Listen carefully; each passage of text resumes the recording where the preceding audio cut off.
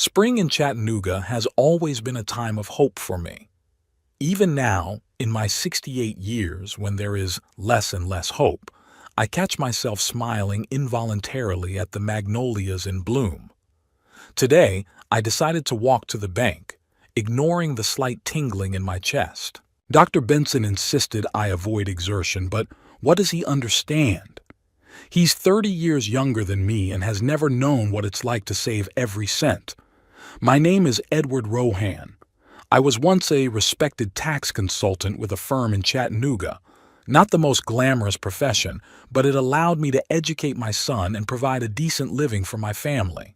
Now I'm just an old man with a heart condition, counting the days until surgery and every dollar in my account. On my way to the bank, I stopped by the window of an electronics store. In the reflection, I saw myself, gray hair, deep wrinkles on my face, an old-fashioned tweed jacket I've worn for 15 years now. My late wife, Elizabeth, always said I looked solid in it. She died 7 years ago, and since then the world has grown dimmer and my relationship with my son cooler. At the bank, all the employees knew me. I came here every month to deposit a certain amount into a special account. The young girl behind the counter, Rebecca, according to her badge, smiled at me. "Good morning, Mr. Rowan. Refilling your special account again?" I nodded and pulled out an envelope of cash. "I want to check the balance, Rebecca, and put this in." She took the envelope and turned to the computer. I noticed her smile faded, replaced by confusion. "Mr. Rohan, but your special account, it's empty." "What do you mean it's empty?" I felt my heart start to race. There should be $193,000 in there. Rebecca looked nervously at the screen, then at me. "According to our records, there was a withdrawal 4 days ago. The transaction was made by," she hesitated, "your son, Pierce Rowan. He was acting under a power of attorney. Power of attorney. Yes, I took it out 5 years ago, after my first heart attack. The doctors said I might not survive, and I wanted Pierce to have access to my accounts in case something happened to me. But I survived, and the power of attorney remained. I never thought my own son would—" "This is some kind of mistake," I muttered, grabbing the edge of the counter. The room began to spin before my eyes. "Are you not feeling well, Mr. Rohan?" Rebecca looked frightened. "I'll call an ambulance." "No," I stopped her. "I'm fine. I'm just, surprised." I walked out of the bank feeling my legs wobbling. Almost $200,000. My entire savings for the last 7 years. I'd set aside a portion of my pension every month, worked part-time as a counselor when my health permitted, denied myself everything to save up for the surgery. A new generation pacemaker could have given me another 10 to 15 years of life. Without it, Dr. Benson was giving me a year to 3, and Pierce knew it. I took a cab home. My little one-story house in the East Ridge neighborhood looked like hundreds of others in the area, modest, well-kept, with a small garden that had been my outlet since Elizabeth's death. I made my way into the living room and sank heavily into a chair, trying to gather my thoughts. Pierce had always been an ambitious boy. Even in high school, he had dreamed of big money and a high position. Elizabeth and I encouraged his aspirations, but tried to instill the right values in him. He seemed to learn our lessons. He went to law school, married Sabrina, started a career at a Sheffield law firm. But then the first alarm bells started ringing.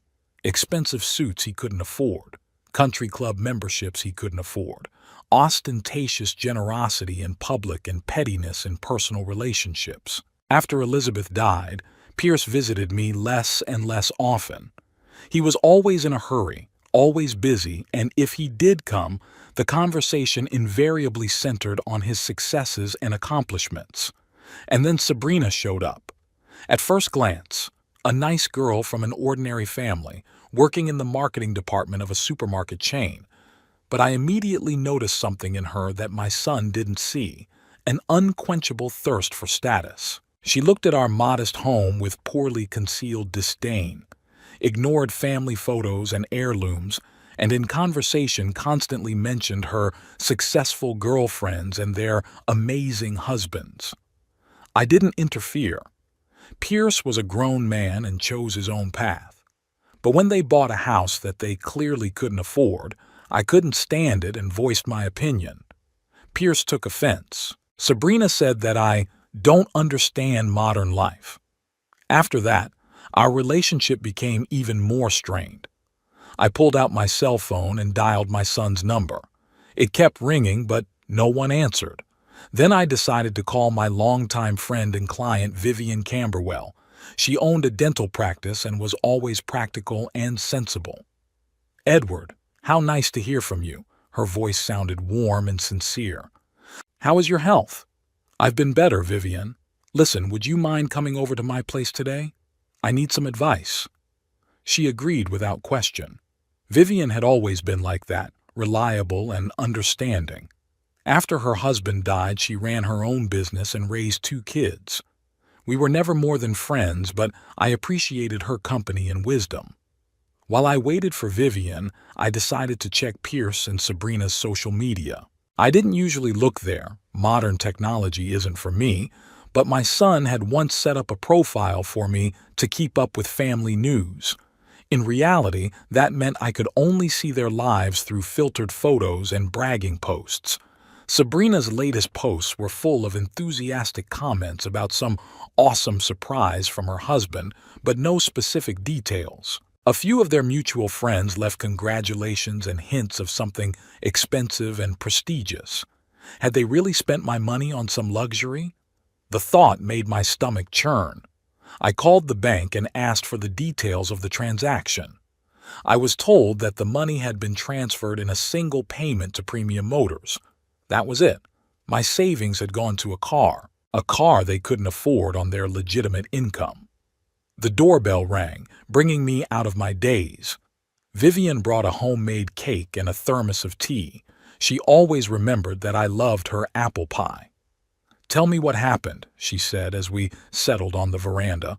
I told her everything, about the money I was saving for the operation, about the power of attorney Pierce had used, about the suspicions about the car. With each word, I felt the heaviness in my chest grow, not from sickness, but from the bitterness of betrayal. "Oh, Edward." Vivian took my hand. "What are you going to do?" "I'm going to talk to him first. Maybe there's some explanation." She looked at me skeptically. "Do you believe it yourself?" I shook my head. "No, but he's my son, Vivian. I have to give him a chance to explain himself." We talked into the evening. Vivian offered her help, financial and legal, but I declined. This was my case, my frustration, and I needed to handle it on my own. The next morning I drove to Pierce and Sabrina's house. They lived in the upscale neighborhood of Lookout Valley, in a house I'd only seen in pictures. It was a 2-story colonial-style mansion with a perfectly mowed lawn and ornamental bushes. The driveway was empty. Obviously, they were both at work or out on business. I decided not to call ahead. I wanted to see their reaction when they didn't have time to get ready. So I just sat down on a bench in the small park across from their house and waited. Time stretched slowly. Neighbors walking their dogs, young mothers with strollers, school children coming home passed by. The ordinary life of ordinary people, and my son, who wanted to be above it all. Toward evening, I saw Pierce's car, his old Honda Accord, pull into the driveway. He himself looked tired but impeccably dressed as always. I waited until he entered the house before heading toward him. As I pressed the doorbell, I took a deep breath, preparing myself for the conversation that would change our relationship forever. Pierce opened the door. When he saw me, he froze for a moment. "Dad? What are you doing here?" "We need to talk, Pierce," I said calmly. He stepped back, letting me into the house. "Sure, come on in. Is something wrong?" Inside the house was even more impressive than the outside. Designer furniture, expensive jewelry, heavy framed paintings. Everything screamed money and status, but it felt empty behind that facade. No personal photos, no books, no sign of a real life. "Where's Sabrina?" I asked, walking into the living room. "She got held up at work. Some kind of presentation for clients." Pierce pointed to my chair. "Would you like something to drink?" "No, thanks." I sat down and looked directly at my son. "I went to the bank yesterday. My account is empty, Pierce." He froze halfway to the bar, then slowly turned to me. "Oh, that's what you mean," he sighed. "I've been meaning to tell you, but I just haven't found the right time." "The right time for what? To tell you that you stole $200,000 from your father." "Stole?" Pierce wrinkled his nose as if the word itself offended him. "I didn't steal it, Dad. I have power of attorney. I had every right to handle your accounts. In my best interest, Pierce. Power of attorney gives you the right to act in my best interest, not spend the money set aside for the operation on— What did you spend it on?" He looked away, pouring himself a whiskey. "Sabrina and I decided it was time to make a serious investment, an investment in the future, so to speak." "What kind of investment, Pierce? Be straight with me." "We, He took a sip of whiskey as if gathering his courage. "We bought a car, a fancy one, for Sabrina. She'd been promoted at work and she needed status-appropriate transportation." I could feel the anger building up inside, but I tried to keep my voice down. "And you think your wife's car is more important than my life?" "Dad, don't be so dramatic." Pierce sat across from me, holding the glass with both hands. "This surgery, you know it's a long shot. Dr. Benson said that even with the new pacemaker, your situation remains difficult." "How do you know what Dr. Benson said?" I was stunned. "That's confidential information." Pierce shrugged his shoulders. "I'm your son, and I have power of attorney. I have a right to know about your condition. And on the basis of that knowledge, you've decided that I shouldn't try to prolong my life? That my money would be better spent on a car for Sabrina?" "It's not just for her." Pierce was starting to get annoyed. "It's for our family, for our future. In her job, it's the connection she makes, the impression she makes. This car will open new doors for us." I looked at my son and didn't recognize him. Where is the boy that Elizabeth and I taught honesty and respect? Where is the young man who dreamed of making a difference in the world through law? "Give me my money back, Pierce," I said quietly but firmly. "Every dime of it." He laughed, and it was like a slap in the face. "I'm sorry, Dad, but that's impossible. The car was already bought. The paperwork was done. Besides, legally, I had every right to—" "It's not about legal right. It's about morality." I raised my voice for the first time. "You stole money that could have saved my life. Come on." He put the glass down on the table as if he were doing me a favor. "Surgery won't help you. You're an old man. Goodbye." He said the last word with such disdain that it took my breath away. "Bye." As if he was turning away an annoying visitor, not his father, who had sacrificed everything for his future. At that moment, the front door opened and Sabrina walked in. She froze when she saw me. "Edward, what a surprise!" Her smile seemed strained.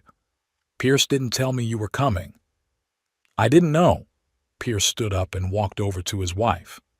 "Daddy just stopped by to inquire about our news." Sabrina gave him a quick glance, then turned back to me. "Oh, you mean my promotion? Yes, I'm now a senior marketer. Can you believe that?" "And a car," I added. "I mean your new car, bought with my money. The money I was saving for the surgery." Sabrina's smile faded. She lowered her head, but not out of shame, more out of annoyance that the conversation had taken an unpleasant turn. "Pierce, did you tell him?" "He found out." Pierce put his arm around her shoulders. "Don't worry, it's okay. We have every right to— Right?" I stood up, feeling my hands shaking with anger. "You're talking about a right? What about a moral right? What about respecting the father who gave you education, opportunity, support? Dad, please." Pierce didn't look remorseful, but rather embarrassed by the scene I was making. "Let's not be dramatic. We can discuss this calmly." "No, Pierce, we can't." I headed for the exit. You made your choice. You chose a car over your father's life, and now you have to live with that choice. And the consequences. Is that a threat? He crossed his arms over his chest, a smug smirk on his face. You're forgetting who I am. I'm a lawyer, Dad. I know the law. And you're forgetting who I am, I replied, opening the door. I'm your father, and I know you better than you think. I walked out of the house feeling strangely calm. The anger and frustration hadn't gone anywhere, but they were joined by something new, determination. My son thought he could betray me with impunity? Well, it was time to show him that even old men could bite. As I passed the house, I looked back. Pierce was standing in the doorway with his arm around Sabrina's shoulders. They looked like the perfect couple from the cover of a glossy magazine, young, beautiful, successful. But I could see the emptiness behind that facade, and I was determined to show them the true cost of what they'd done. After talking to Pierce, I had a sleepless night. I could see my son's face, his condescending smile as he spoke those cruel words.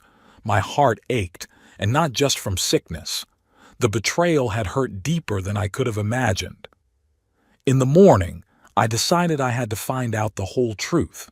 The bank statements confirmed the withdrawal, but I wanted to see for myself what my savings had been spent on. My money. My chance at life. I called Vivian and asked for her help. She didn't ask too many questions, just asked when to pick me up. An hour later, her silver Toyota Camry was in front of my house. "Where are we going?" she asked as I got into the passenger seat. "To Premium Motors," I answered. "It's a car dealership downtown." "Do you think you'll find answers there?" I nodded. The money was transferred there. I want to know exactly what my son bought. On the way to the car dealership, we were silent. Vivian understood my condition and didn't try to comfort me. I was grateful for that. Sometimes silence heals better than words. Premium Motors was in a new glass and chrome building. Inside gleamed polished cars worth more than the annual income of the average Chattanooga resident. A young salesman in a perfect suit came straight to us. "Good afternoon. Can I help you?" I decided to proceed directly. "My son recently bought a car here. I would like to clarify the details of the transaction." "Of course," the salesman smiled. "What's your son's name?" "Pierce Rohan." The salesman's smile grew even wider. "Oh, Mr. Rohan, of course I remember this deal. One of our best customers this month. His spouse was thrilled with the new car." "What model did they choose?" I asked, trying to keep my voice casual. "Lexus LS 500. It's an amazing car." The salesman enthusiastically began to list the technical characteristics, which I was not interested in at all. "And the cost?" I interrupted him. He hesitated for a moment. "This information is confidential, but considering you're a father, the basic configuration costs about $180,000, but with the options and finishes I chose, the total cost was almost $200,000. $200,000. That's what my life was worth to Pierce and Sabrina." "How was the payment made?" I continued. "A one-time wire transfer," the seller replied. "Quite unusual these days. Most customers prefer credit or leasing." "Can I see the transaction documents?"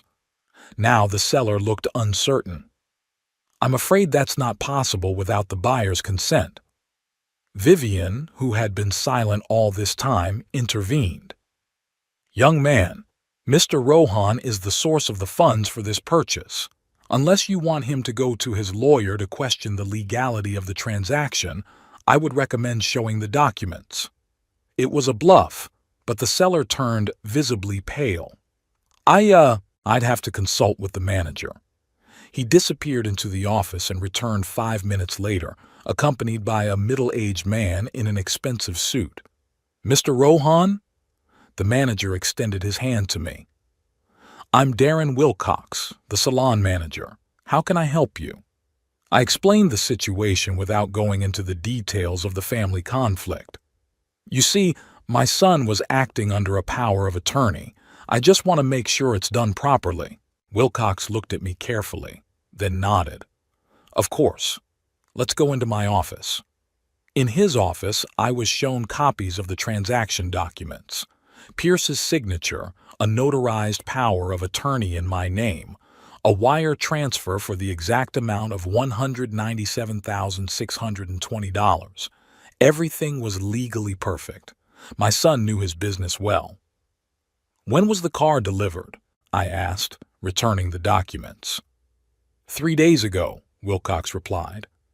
Mr. Rowan and his wife personally picked it up from the showroom. Thank you for the information. I stood up, signaling that the conversation was over. As I was leaving, Wilcox called out to me. Mr. Rohan, if it's no secret, everything all right with this deal? I gave him a long look. Legally, yes. Morally, that's another matter. As I left the salon, I took a deep breath. I had the whole picture now. Pierce hadn't just used the power of attorney, he'd carefully planned the whole thing. He and Sabrina had probably been eyeing this car for a long time, waiting for the right moment to put their plan into action. And my money, my chance at life, became a bargaining chip in their status game. What now? Vivian asked when we got in the car. Now I want to see this car with my own eyes, I replied. Take me to Pierce's house, please. My son's house was in an upscale neighborhood in the Lookout Valley. We parked across the street so we couldn't be seen from the windows. It was a weekday, and I hoped that both Pierce and Sabrina were at work. Wait here, I said to Vivian. I'll just take a look and come back.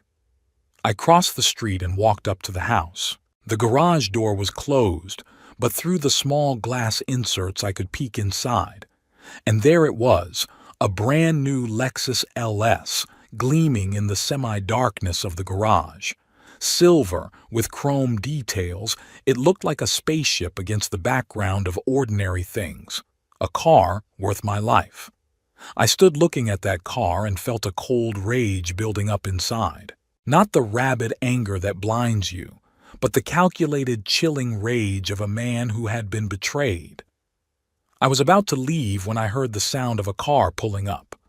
Pierce's old Honda Accord pulled into the driveway. My son got out of the car, holding some papers in his hands. He saw me and froze for a moment. Dad, what are you doing here? I pointed to the garage. I wanted to see what my money was spent on.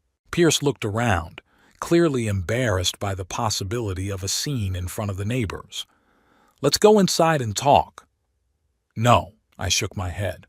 We can talk here. I've already seen everything, and I know everything. Premium Motors, Lexus LS, $197,620. That's how much my life is worth to you, right? Pierce's face petrified. Did you go to the dealership? Did you check me out? And you stole my money. The money I'd been saving for the surgery, saving for everything, working even when my health wouldn't allow it. How did you think I'd react? Pierce threw the papers on the hood of his car and walked over to me. Look, Dad, I understand you're upset, but let's be realistic. This surgery is a lottery. Even if it had been successful, how long would you have lived? 5 years? 10? And this machine, it opens up new horizons for us. Sabrina can impress the right people, get promoted. I'll be able to attract wealthier clients. It's an investment in the future. Your future, I clarified, at my expense. Come on. He waved his hand.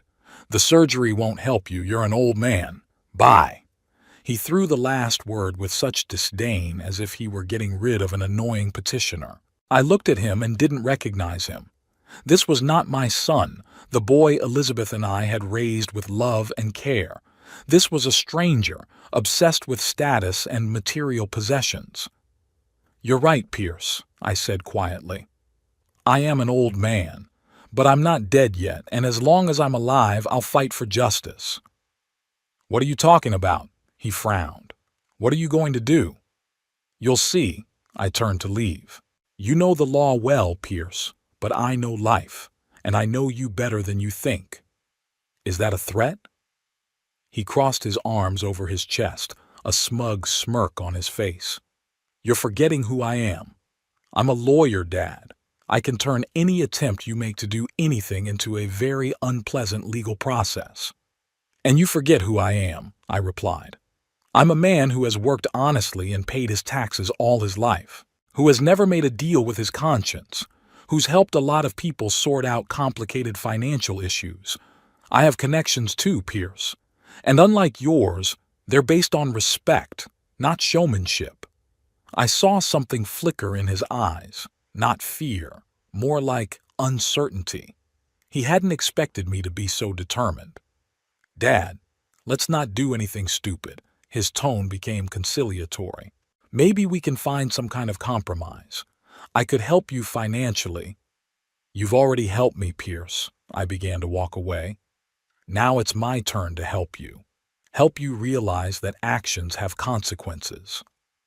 I walked away without looking back, feeling his eyes on me. Vivian was waiting in the car, and from the look on my face, she could tell the conversation wasn't easy. Take me home, please, I said, getting into the car. Are you okay? She asked, starting the engine. No, I answered honestly, but I will be. At home, the first thing I did was to get an old shoebox where I kept important documents, certificates, contracts, insurance policies. Among them was a copy of the very power of attorney I had given Pierce 5 years ago. I reread the text carefully. I authorized my son, Pierce Ronald Rowan, to represent my interests and act on my behalf in the event of my incapacity or at my express direction. In the event of my incapacity, I was not incapacitated when Pierce withdrew the money. I did not expressly instruct him to do so. He abused his power of attorney. It wasn't just a moral offense. It was a legal offense. I picked up the phone and dialed the number of an old acquaintance of mine, Jeffrey Holt. I had once helped him deal with his company's tax debts, effectively saving him from bankruptcy. Now Jeffrey was a successful lawyer specializing in family law and probate matters. Jeffrey, this is Edward Rohan, I said when he answered. I need your advice. It concerns the abuse of power of attorney. Edward, it's good to hear from you. He sounded genuinely warm. Of course I'll help you. When do you want to meet? The sooner the better. Come by tomorrow morning at 10. I'll make some time for you. After talking to Jeffrey, I felt energized. A plan began to form in my head. Pierce thought he could betray me with impunity through legal loopholes? Well, I'll show him that knowing the law isn't everything. It's also about knowing people, their weaknesses, and their secrets. And I knew more about my son than he could ever imagine. I pulled out my laptop and opened a file with Pierce's tax returns for the last few years. He'd asked me to check them before filing, and I'd saved copies. Now those documents could be the starting point of my investigation. Pierce's income as an attorney in a small law firm was enough to live comfortably, but not for the level of luxury he and Sabrina aspired to. A house in an upscale neighborhood, a country club membership, expensive restaurants, brand-name clothes. All of these things required far more money than they officially earned. Where was this money coming from? Stealing my savings was just the latest step in a series of financial maneuvers. Something told me that if I dug deeper, there was more to discover. I wrote down on a piece of paper the names of people who could help me in my investigation. Vivian Camberwell, my loyal friend, the owner of a dental clinic who had connections among the local elite. Jeffrey Holt, a lawyer who could give professional advice and represent my interests. Harrison Sheffield, managing partner of the law firm where Pierce worked. We met several times at charity events, and he always showed me his respect. The list goes on and on. Years of honest work and human relations had paid off. I had contacts and the trust of people who could make a difference. I felt a strange calm. The anger and frustration hadn't gone anywhere, but now they were joined by a cold determination. Did my son think he could betray me with impunity? Well, it was time to show him that even old men could fight back. Before I went to bed, I wrote out a plan of action. 1. Legal advice from Jeffrey. 2. gather information on Pierce and Sabrina's finances. The third was to find out my son's professional secrets. I knew that the practice of law, especially in small firms, often involves ethical compromises. Perhaps Pierce was involved in something questionable, too. As I fell asleep, I thought about how I never envisioned having to fight against my own son. But if that was the price of justice, I was willing to pay it. My life might be coming to an end, but I wasn't going to walk away, letting Pierce think he could betray those who loved him with impunity. Pierce had taken my money, my hope for the future. Now I would take away his self-confidence and show him the true cost of his deed. The morning began with a phone call. Pierce. I hesitated whether to answer or not, but then decided I needed to hear what he had to say.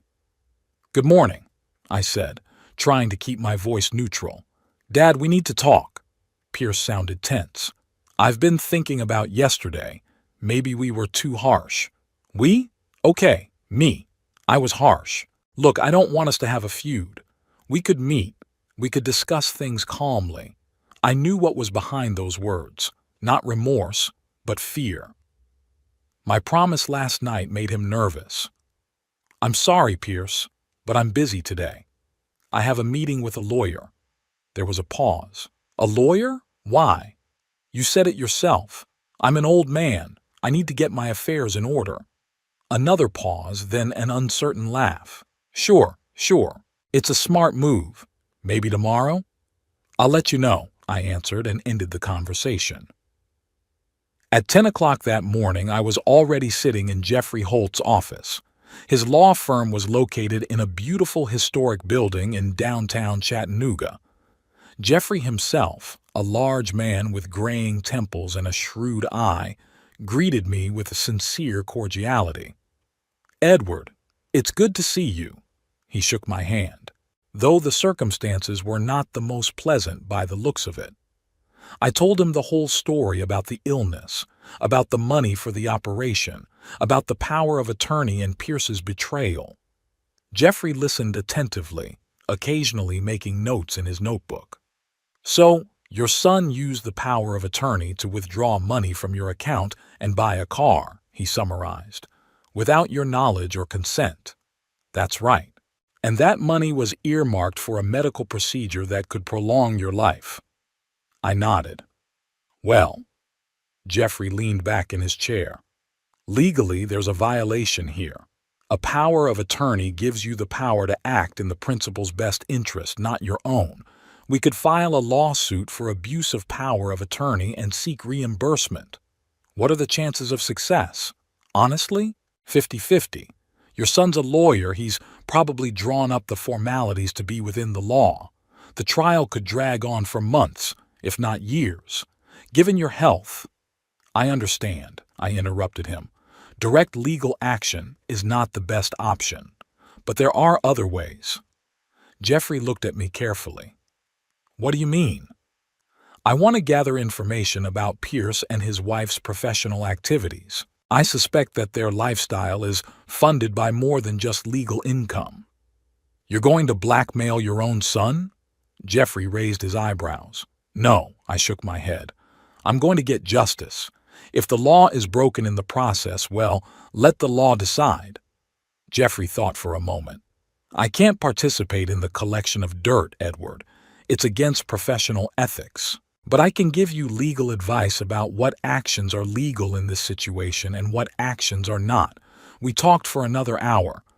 Jeffrey explained to me which methods of gathering information were legal and which could get me in trouble with the law. He also recommended a private investigator he had worked with in the past. "Brad Kowalski." Jeffrey wrote his name and phone number on a business card. "He's a former police officer now in private investigations. Professional, works within the law." I thanked Jeffrey, and on my way out, I asked, "What do you personally think about all this?" He sighed. "As a lawyer, I have to be objective. As a human being, if my son did this to me, I'd seek justice too." From Jeffrey's, I drove straight to Vivian's. Her dental clinic was in a good neighborhood and had a reputation as one of the best medical facilities in the city. Vivian's clients included many of Chattanooga's influential people. I caught her on my lunch hour. We settled into her office and I recounted the conversation with Jeffrey. "What do you plan to do next?" Vivian asked when I had finished. "I need information about Pierce and Sabrina's professional lives, their actual incomes, possible improprieties, secrets, something to help me gain leverage." Vivian looked at me carefully. "Are you sure you want to go down this path, Edward? It could destroy your family for good." "Family?" I grinned bitterly. "Pierce ruined it the moment he stole the money for my surgery. He chose a car over his father's life. No, Vivian, I just want justice, and maybe teach him a lesson he'll never forget." She nodded. "Good. I'll help. I know people in all kinds of fields, including marketing and law. They can, ask around about your son and his wife." "Thank you," I shook her hand. "I knew I could count on you." "But Edward," Vivian looked me in the eye, "promise me you won't do anything you'll regret." "I'll act within the law," I assured her. "I just want to know the truth." That same day I called Brad Kowalski, the private investigator Jeffrey had recommended. We agreed to meet that evening at a small cafe on the outskirts of town. Brad was a short, wiry man in his 50s with a keen eye and an unremarkable face, perfect for his profession. "So, you want me to gather information about your son and his wife," he said after hearing my story. "What exactly are you interested in?" "Their financial situation, their professional activities, possible violations of law or ethics." "And the purpose?" "Restoration of justice." I didn't go into details. Brad looked at me carefully. "Mr. Rowan, I need to be sure you're not planning to use the information you've obtained for illegal actions."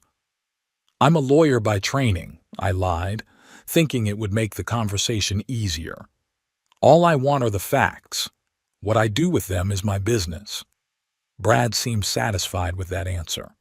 "My fee is $200 a day plus expenses. Results usually appear in a week or two, depending on the complexity of the case." I agreed to the terms and we exchanged contacts. Before I left, Brad asked, "What exactly do you suspect?" I wondered. "My son is an attorney at a Sheffield law firm.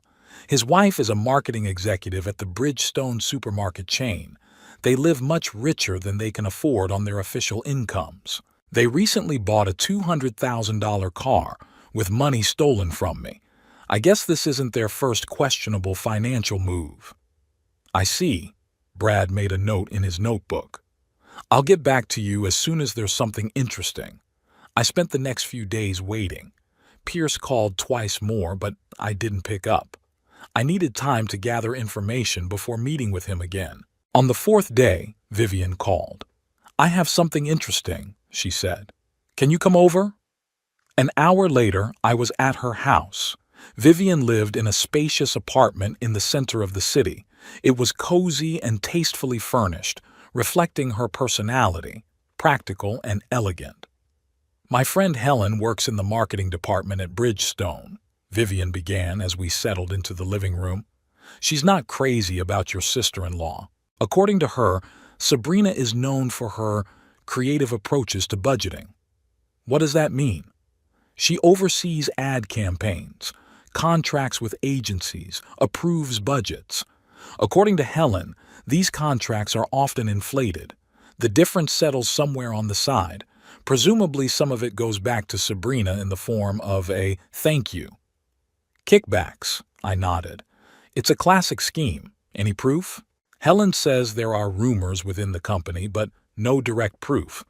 However, she did mention one advertising agency, Creative Plus. They get a disproportionate amount of orders from Bridgestone, and Sabrina oversees all the contracts." I wrote down the name of the agency. "Anything else?" "Yes." Vivian pulled out a piece of paper. "Remember Richard Turner? He worked with you in tax consulting, then went into private practice." I nodded. "Richard was a good professional. We met occasionally at professional events." "He knows the managing partner at the Sheffield firm," Vivian continued. "According to him, Pierce's work there had not been very satisfactory of late. There have been complaints from clients about broken promises and inflated bills. Interesting, I made another note. This could be useful. There's something else. Vivian looked concerned. Richard had mentioned that Pierce was doing business with several construction companies. One of them, Home Build Construction, has a dubious reputation. There have been cases of falsifying documents, skirting building codes. And you think Pierce is involved? I don't know, she shrugged. But he's their lawyer. If the company's acting illegally and he knows about it and he's covering it up, he's an accessory, I finished. We need to dig deeper. We talked for another hour discussing possible lines of inquiry. As I was about to leave, Vivian stopped me. Edward, I understand how you feel, but don't go too far. Remember that Pierce, no matter what, is your son. I gave her a long look. A son who chose a car over his father's life. No, Vivian, I won't stop until I get justice. The next day, Brad Kowalski called. I have the preliminary results, he said. I thought you might be interested. We met at the same cafe. Brad had brought with him a folder of documents. Let's start with the financials. He opened the folder. Your son and his wife are really living beyond their means. The house in Lookout Valley is worth about $700,000, and the mortgage is for $600,000. Monthly payments $3,800, plus 2 cars, an old Honda Accord and a new Lexus. 5 credit cards, total debt of about $30,000. Solid, I nodded. And income? Pierce makes about $90,000 a year at the law firm. Sabrina makes about $65,000 at Bridgestone. After taxes and mandatory fees, they're left with about $8,000 a month. The mortgage eats up almost half of that. Add utilities, insurance, credit cards, country club memberships. They're teetering on the edge, I summarized. Exactly, Brad nodded. But that's not all. I checked the bank accounts and there are some strange receipts. Every 2 or 3 months, $3,000 to $5,000 from Creative Plus comes into Sabrina's account.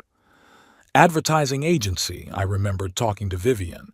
Yeah, officially it's consulting services. But considering she works in Bridgestone marketing and this agency gets orders from them, conflict of interest and possibly corruption, I finished. Now about your son. Brad turned the page. At the Sheffield law firm, he handles the affairs of several construction companies. One of them, Home Build Construction, had been involved in a number of scandals involving substandard construction and code violations. But somehow, they've always managed to avoid serious consequences. Thanks to my son? Maybe. I have a witness, a former employee of Home Build who claims that Pierce helped them forge documents and bribe inspectors. That's a serious accusation, I frowned. Any proof? Just words so far. But I'm working on it. Brad continued. There's another interesting detail. Pierce charges clients for services he doesn't actually provide. For example, he promises a complex legal analysis, but in reality, he just uses template documents, or claims to need special research that he never does. Fraud, I shook my head. How did you find that out? I talked to a few former clients. They were unhappy, but they didn't file complaints. Too much trouble, and the amounts weren't large enough to get involved. I went through the rest of the documents in the folder. Bank statements, photos, phone records. The picture was unpleasant. My son and his wife were leading a double life. On the surface, successful professionals, but in reality, fraudsters teetering on the edge of the law. What are you going to do with this information? Brad asked me when I had finished studying the documents. I don't know yet, I answered honestly. But you've done a good job. Keep digging, especially on Home Build Construction. If there really is document forgery and bribery there, those are serious crimes. When I got home, I sat down at my desk and laid out all the materials I had obtained.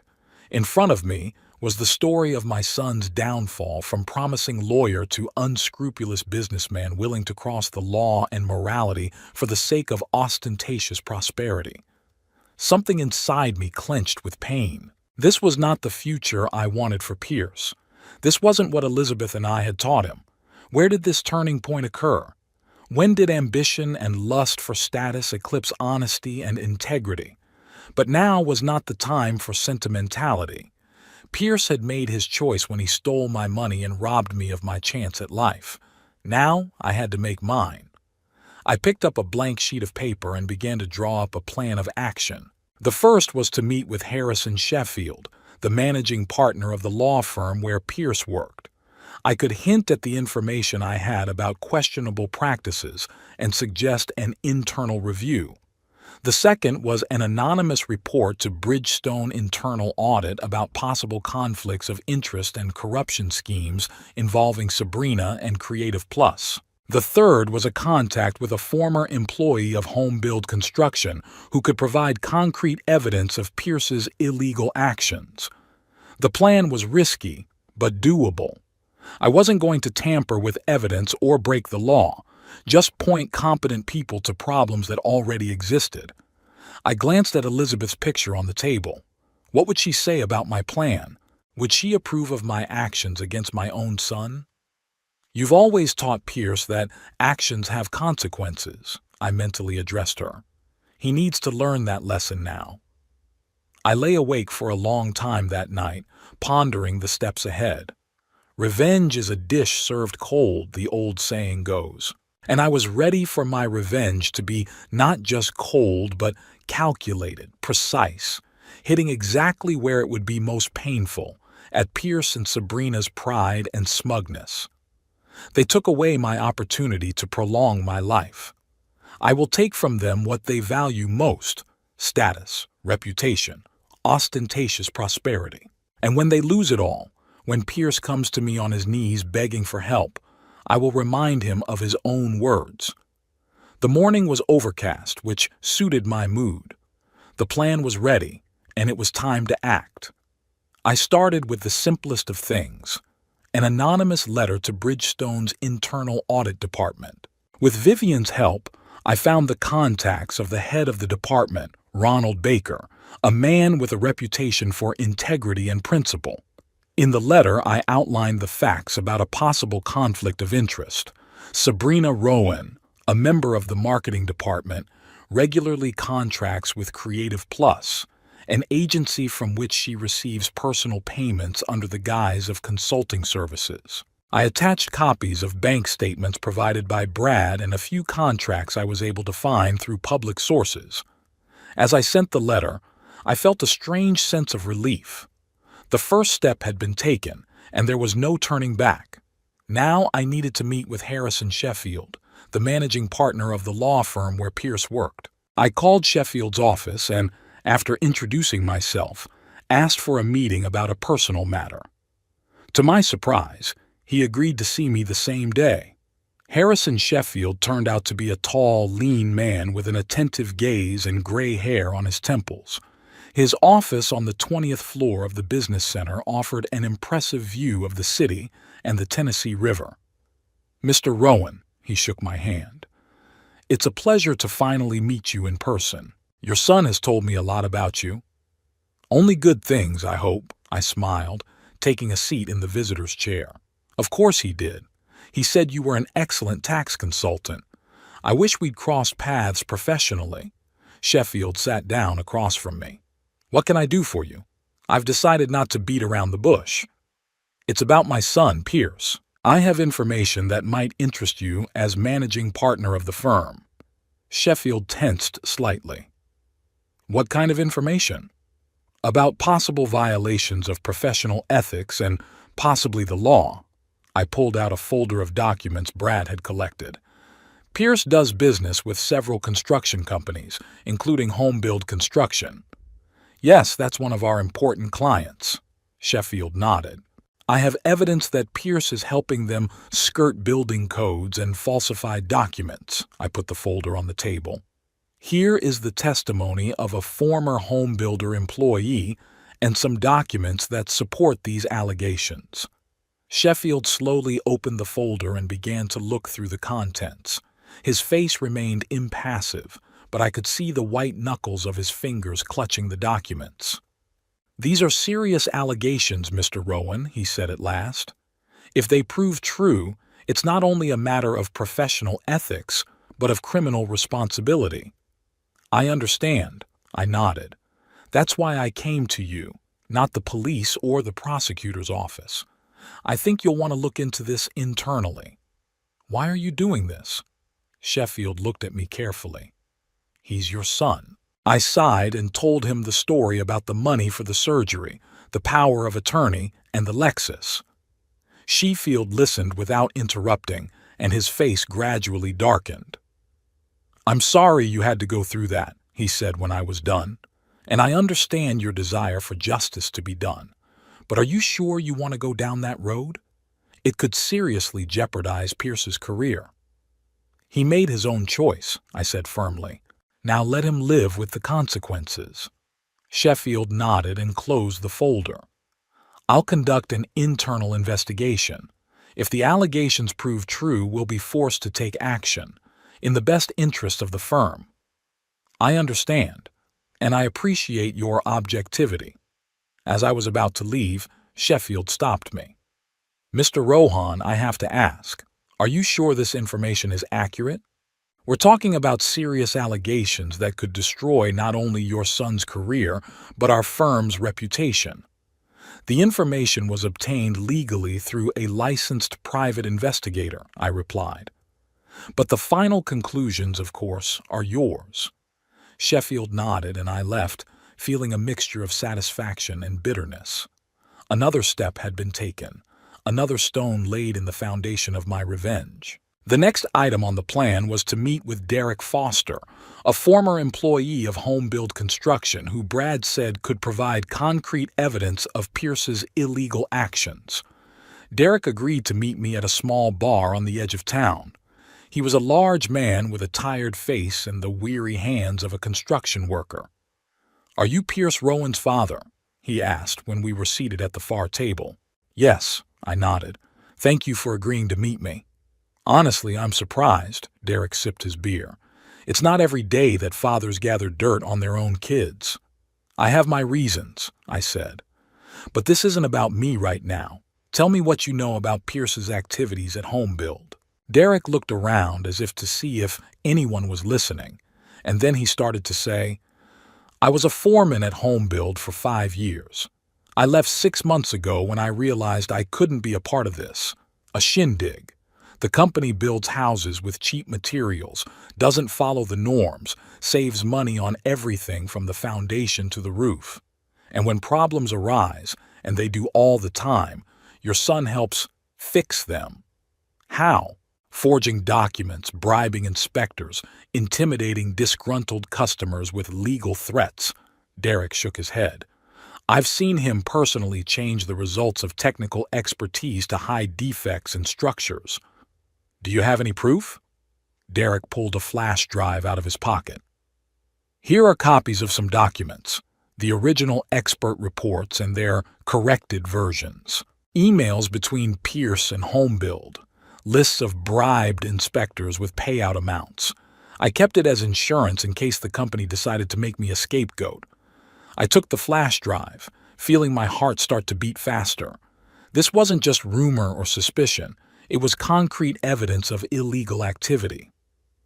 "Why didn't you go to the police with this?" I asked. Derek grinned bitterly. "And who would have believed me?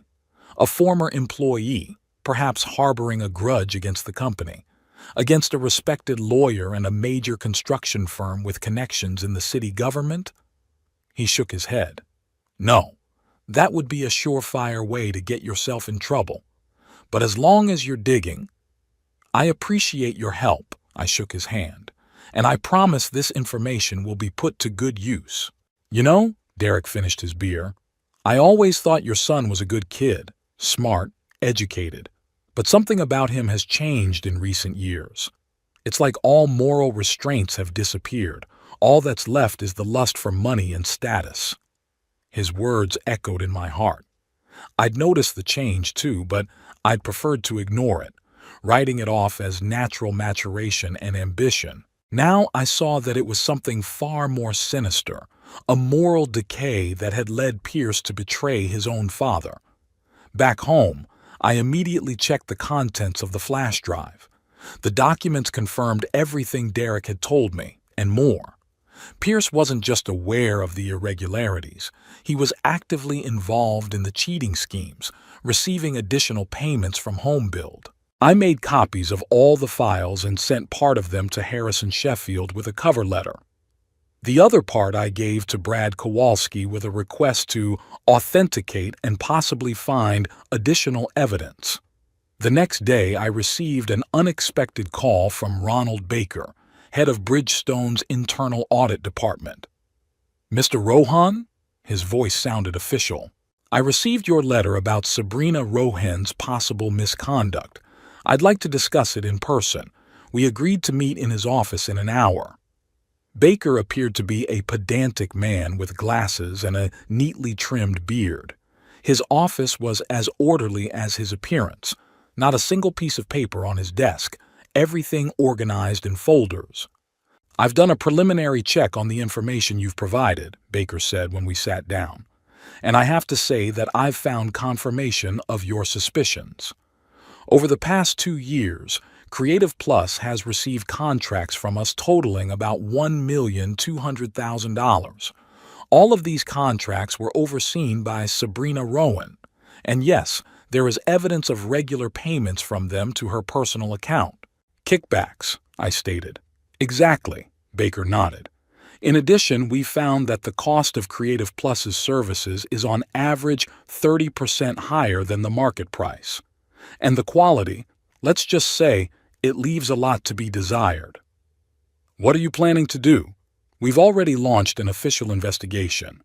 If the facts are confirmed, Mrs. Rohan will be fired and the case will be turned over to law enforcement. Fraud and commercial bribery are serious offenses."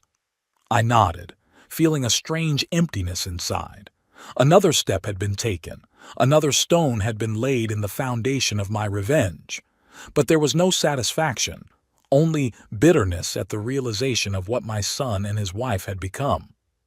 "Can I ask you a personal question?" Baker asked as I was about to leave. "Why are you doing this? They're your family." I told him the story about the money for the surgery and the Lexus. Baker listened without interrupting, and his face grew more and more somber. "I understand how you feel," he said finally, "and I'm sorry you had to face such betrayal. If it's any consolation, you're doing the right thing. People like your son and his wife should be held accountable for their actions." That evening, I received a phone call from Vivian. "Edward, did you hear that?" Her voice sounded agitated. "About what?" Pierce had been suspended from the Sheffield firm, temporarily, pending an internal investigation. It's all over town. I felt my heart sink. This was happening faster than I expected. What else is being said? That the investigation is about his work with HomeBuild Construction, that there's evidence of falsified documents and other irregularities.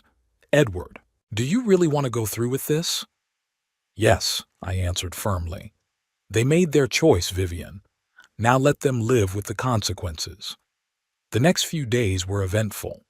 Brad Kowalski announced that he had turned over some of the home build material to the building inspector's office, and the company was now under formal inspection.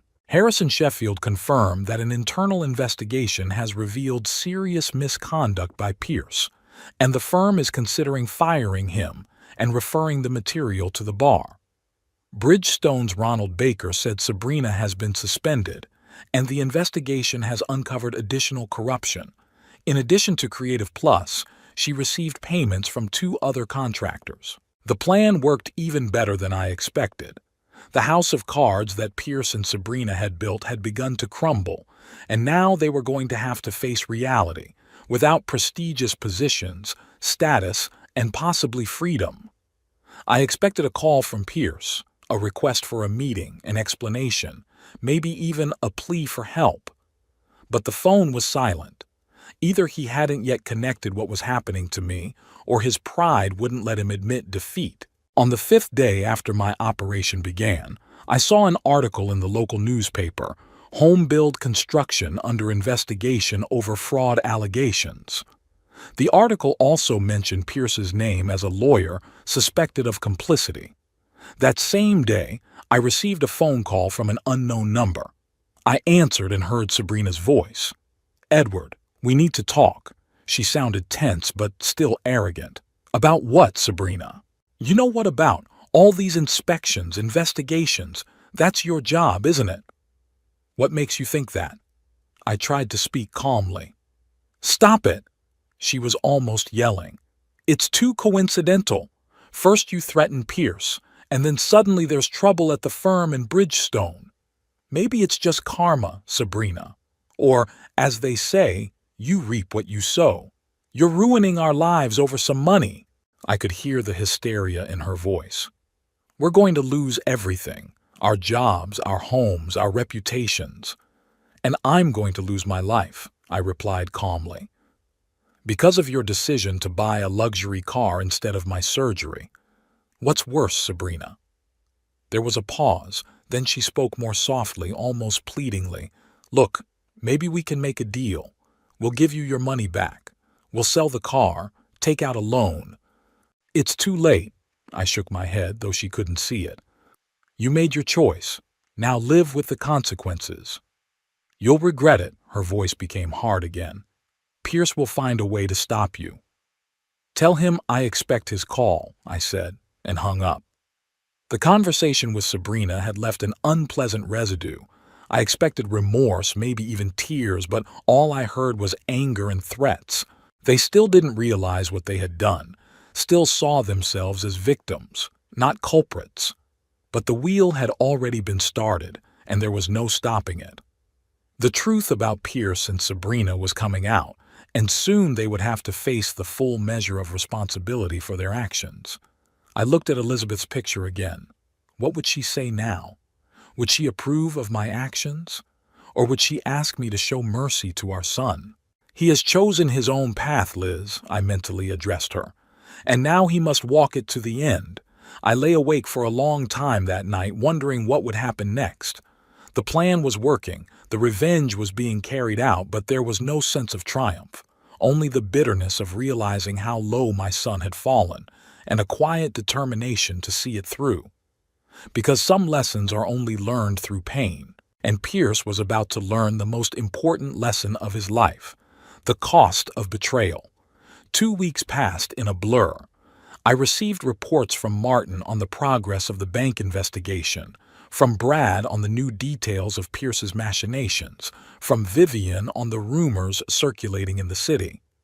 My revenge unfolded like a well-choreographed play, each act following the previous one with inexorable logic. On Monday, I received a call from Harrison Sheffield. "Mr. Rowan, the investigation is complete." His voice sounded formal and restrained. "The allegations have been confirmed. Pierce was indeed involved in schemes with home-build construction, forging documents, giving false advice. We had to fire him and refer him to the Bar Association for consideration of disbarment." "I understand," I replied. "You did the right thing." "He knows you provided the information," Sheffield added after a pause. "I didn't tell him, but he guessed. It was inevitable." "He's furious," Sheffield warned, "and seemingly desperate. Be careful." I thanked him and hung up. So Pierce knew his own father was behind his downfall. I wonder what he was feeling right now. Anger, fear, remorse? I wondered, but I wasn't going to call him first. Let him come to me when he was ready to admit his mistake. On Tuesday, Ronald Baker from Bridgestone called. "The investigation is complete," he reported. "Sabrina Rowan has been fired for corrupt practices. The materials have been forwarded to the prosecutor's office. According to our calculations, the total damage to the company amounted to about $300,000. The difference between the real cost of services and what we paid Creative Plus. And Sabrina's personal enrichment, about $80,000 over 2 years. Not as much as one might think, but enough for a criminal case." I thanked Baker for the information. Another step taken, another blow struck. On Wednesday, a letter arrived from the bank. Official on letterhead, stamped and signed by Martin Green. The investigation into the abuse of power of attorney has been completed. The bank recognized that Piers Rowan had acted outside the scope of his authority, using the power of attorney for personal enrichment rather than in the best interests of the principal. The bank initiated repayment proceedings, including a court order for forfeiture of the property purchased with the money. In this case, a Lexus LS car. I folded the letter and put it away in a folder with the rest of the documents in the case. Justice had been served, at least on paper. But somehow there was no sense of satisfaction, only fatigue and a slight pain in my chest, reminding me of my illness. Thursday morning, the doorbell rang. I opened it and saw Sabrina. She looked haggard, no makeup, plain clothes, no hint of her former glamour. "May I come in?" she asked. I stepped back silently, letting her into the house. We walked into the living room. Sabrina looked around as if she were seeing my humble home for the first time. "Why did you do that?" she asked without preamble. "Why did you ruin our lives?" "I didn't ruin your lives, Sabrina," I replied calmly. "I simply revealed the truth of what you were doing. You ruined your own lives with your actions. You know what I mean." Her voice shook with anger. "These anonymous reports, the investigations, the accusations. It's you. Don't deny it." "I won't." I nodded. "Yes, it's me. So what?" She looked at me with genuine incomprehension. "Why?" "Because of the money. Because of the car. We could give you the money back. In time." This isn't about the money, Sabrina. This is about betrayal. That my own son stole money that could have saved my life and spent it on your car. It's about the fact that when I found out about it, he said to me, "Surgery won't help you anymore. You're an old man." He didn't want to say that. Sabrina lowered her head. He regretted it later. But he said it, and he made a choice. Now you both live with the consequences of that choice. She was silent for a moment, then spoke again, quieter. "What do you want from us, Edward? What do you want?" "Justice," I answered simply. "And understanding. I want Piers to understand what it's like to have someone close to you betray you at the worst possible moment. You destroyed him," she sounded bitter. "He was fired, soon to be disbarred, probably a criminal case. He'll never be able to practice law again." "He destroyed himself," I corrected, "by his actions. His disregard for the law and ethics. All I did was help the truth come out." Sabrina stood up. "You know, I'm leaving him," she said, looking me in the eye. "I'm getting my things today and moving in with my parents. I can't stay with a man who's lost everything." "Including an expensive car?" I couldn't help but be sarcastic. "It was repossessed yesterday." Sabrina pursed her lips. "The bailiffs came with a ruling. They said that the car was being confiscated for illegally obtained funds. So the bank investigation worked." I nodded. "Good." "Did you—" She choked with indignation. "You're a monster, Edward. A cold, calculating monster." "No, Sabrina." I shook my head. "Monsters are those who put material things before human life. Those who choose a Lexus over surgery for their father. The ones who take kickbacks and forge documents for the sake of ostentatious luxury." She didn't say anything, just turned and walked out of the house, slamming the door loudly. I remained seated in the chair, reflecting on our conversation. Sabrina was leaving Piers, not because of his actions, not because of his deceit and betrayal, but because of the consequences, the loss of status, money, prospects. That said a lot about her character and their relationship. In the evening, Vivian called. "Did you hear the news?" she asked. Home Build Construction declared bankruptcy. After an investigation and fines, they couldn't continue in business. "Another domino has fallen," I remarked. "Edward." Vivian's voice was troubled. "Are you sure you're doing the right thing? This has gone so far." "I'm just exposing the truth, Vivian. Everything that's happening now is a natural consequence of Piers, Sabrina, and home build. I didn't tamper with evidence, I didn't lie, I didn't slander. Just help the facts come out. She sighed. You're probably right, but I'm still worried. How's your heart? I've been better, I answered honestly, but I'm coping. After the conversation, I took my medication and went to bed. I couldn't sleep. I thought about Pierce, about Sabrina, about what was going to happen next. The chain of events I'd set in motion had reached its climax. Now I had to wait for the final act, the conversation with my son. He came the next day, Friday night. I heard a car pull up. Not a Lexus, of course, but an old Honda Accord. Then footsteps on the driveway and finally the doorbell. I opened it. Pierce was on the doorstep and it was like he'd aged 10 years in 2 weeks. A shrunken face, circles under his eyes, unshaven chin, wrinkled clothes. No trace of his former glamour. "May I come in?" he asked hoarsely. I stepped back silently, letting him into the house. We walked into the living room just as we had with Sabrina the day before. Pierce sat down on the couch, and I sat in the chair across from him. "It's you," he said. Not a question, a statement. "You're behind all of this." "Yes." I saw no point in denying it. "Why?" "You know why, Pierce. You stole my money. Money for an operation that could have saved my life, and you spent it on a car for Sabrina.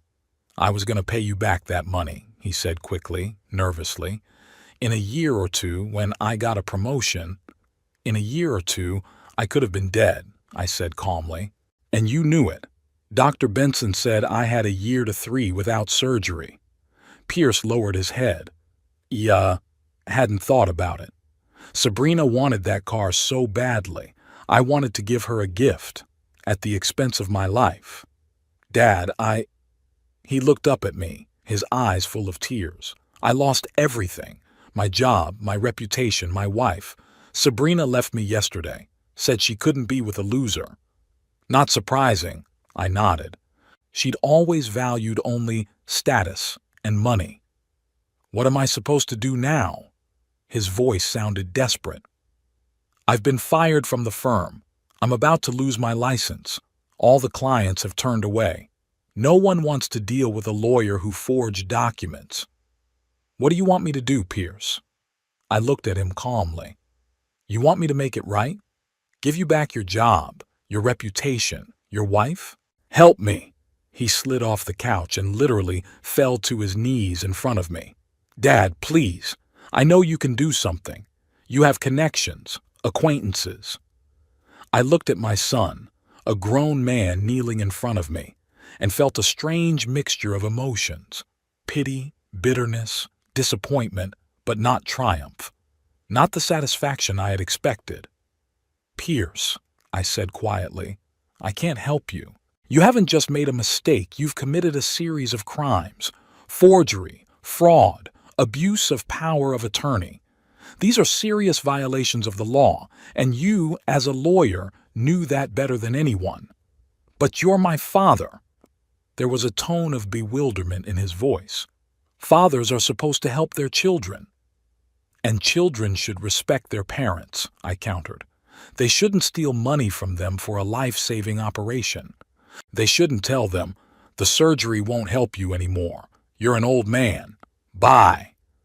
Pierce flinched as if struck by a blow. I didn't want to say that. I was annoyed, I wasn't thinking. But I said it, and I made a choice. Now you're living with the consequences of that choice. "What am I supposed to do?" He looked completely confused. "I could go to jail." "Maybe that's what you need," I said without gloating, just stating a fact. "Time to think, to reevaluate your life, your priorities." You want me to go to jail?" He looked at me with horror. "I want you to understand what it's like to have someone close to you betray you and leave you to face the consequences. What it's like to suddenly lose everything you've counted on." Pierce was silent, still on his knees. Tears were streaming down his cheeks. I didn't know if they were tears of remorse or just self-pity. "I will not obstruct justice, Pierce," I continued. Whatever the courts and the Bar Association decide, I'll accept it. But I won't interfere in your favor either. You're a grown man, you've made your choice, and now you have to take responsibility. What about the money? He looked up at me. The money for the operation? The bank's already started foreclosure proceedings. The Lexus has been impounded and will be auctioned off. I'll get my money back. What are you going to do? What I originally planned to do. I'm going to go in for surgery. Try to prolong the life you so easily wrote off. Pierce lowered his head. His shoulders shook with sobs. I looked at him and felt neither joy nor satisfaction, only weariness and a strange desolation. Revenge had been taken. The truth had come out. The guilty had been punished. But I was not relieved. What am I to do? Pierce asked again, more quietly. Start over, I said. Admit your mistakes. Accept responsibility. Make amends. It's a long road, Pierce, and only you can do it. I can't do it for you. He slowly rose from his knees and sat down on the couch. His face expressed utter defeat. I don't know if I can. You'll have to try. I stood up. Now, if you'll excuse me, I need to rest. I have a big day tomorrow with Dr. Benson to go over the details of the surgery. You're kicking me out? There was a tone of disbelief in his voice. Yes, Pierce. This conversation is over. I have nothing more to say to you. He stared at me for a long moment as if trying to see something behind my words. Hope, forgiveness, love. But I kept my expression neutral. Yeah, he stammered. I'm really sorry, Dad, about everything. I know, I nodded. But regret isn't enough. You need action, and you're going to have to do it on your own, without my help. Pierce got up slowly and headed for the exit. He turned around at the door. Can you ever forgive me? I wondered. Could I ever forgive my son for what he'd done? For the betrayal that could have cost me my life? For all the humiliation I'd suffered because of what he'd done? I don't know, Pierce, I answered honestly. Maybe in time, but not now. He nodded and walked away. I heard the engine start, the gravel crunching under his wheels, and finally there was silence. I went back to the living room and sat in the chair, feeling strangely empty. Revenge had been taken. Pierce had lost everything. His job, his reputation, his wife, his self-respect. He came to me on his knees, begging for help, and I turned him down. I showed him what it's like to be betrayed by the person closest to you. I taught him a lesson he would never forget. But there was no joy, just fatigue and a slight pain in my chest that reminded me of my illness. Perhaps Dr. Benson was right, and revenge really is a dish best not tasted. The next morning I called Vivian and asked her to drive me to the hospital to see Dr. Benson. She agreed without further question. How did the conversation with Pierce go? She asked as we drove through the morning streets of Chattanooga. As I expected, I replied. He came to ask for help. I said no. And how did that make you feel? I wondered. Empty, like I'd reached my goal, but it wasn't what I'd imagined. Vivian nodded. Revenge rarely brings the satisfaction one expects, but you got your money back. You can have the surgery. Yes. I stared out the window at the city, and maybe live a few more years. No son, no family. You have friends, Edward. Vivian put her hand on mine for a moment. You're not alone. At the hospital, Dr. Benson confirmed that surgery is still possible, though the risks are higher than they would have been 2 months ago. We can arrange the procedure in 2 weeks, he said. At the Cleveland Clinic, they have the best cardiac surgeons in the country. I agreed and signed the necessary paperwork.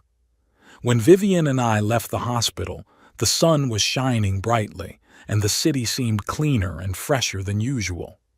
What are you going to do these 2 weeks? Vivian asked. Prepare for the operation.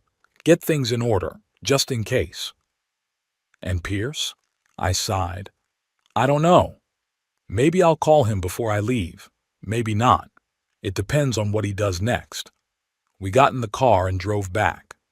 I looked out at the city, at the people going about their business, and thought about what had happened in the last few weeks. About betrayal and revenge, about justice and forgiveness, about life and death. I got my money back. I showed Pierce the price of betrayal. I got justice as much as I could. But was it worth the emptiness I felt now? Maybe Dr. Benson will tell me my surgery was a success. Maybe I'd live another 10 or 15 years. Maybe in that time Pierce will realize his mistakes, change, get better.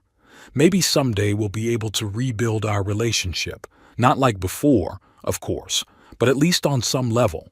Or maybe we won't. Maybe this is the end of our story. Maybe betrayal and revenge had destroyed all the bridges between us forever. I didn't know the answer to that. And honestly, it didn't matter so much now.